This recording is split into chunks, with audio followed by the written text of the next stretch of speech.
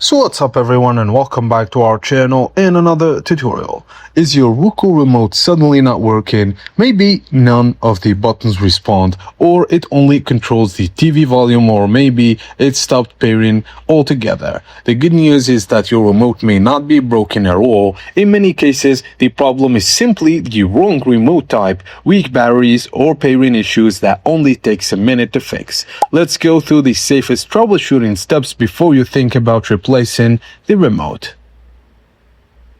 Firstly, we need to check which type of Roku remote you have. A simple remote uses infrared just like many TV remotes. It must have a clear line of sight to your Roku device or TV sensor.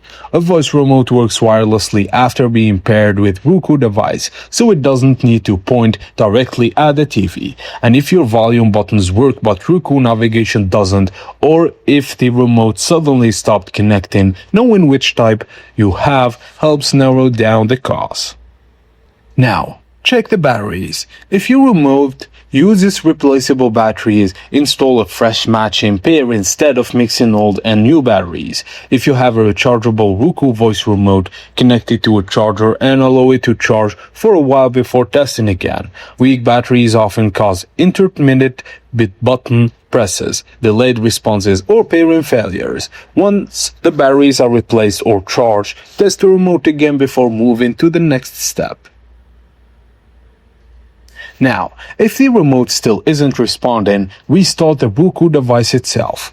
Unplug the Roku from power. Wait for a few seconds, then plug it back in. Allow the device to fully restart before testing the remote again. A simple restart can refresh the wireless connection between the Roku device and compatible voice remotes. Now, if you're using a Roku voice remote, it may simply need to pair again. Some Roku voice remotes include a dedicated pairing button inside the battery compartment. Just press and hold the pairing button until the status light begins flashing. Then wait while Roku searches for the remote. Some supported models can also enter pairing mode by holding back and home buttons together. Just keep in mind that the pairing methods can vary slightly depending on your specific remote model. If your physical remote still isn't working, the Roku mobile app can temporarily take its place. As long as your phone and Roku are connected to the same Wi-Fi network, you can use the app to navigate menus, adjust settings, and continue troubleshooting while you work on the physical remote. This can also help confirm whether the problem is with the remote itself or the Roku device or a software error. If none of these steps solve the problem, the remote itself or the Roku hardware may require further testing or replacement. And that's it, guys. If this guide helped you out, please leave a like on the video and subscribe for more tips like this. Thank you for watching, and I will see you on the next one.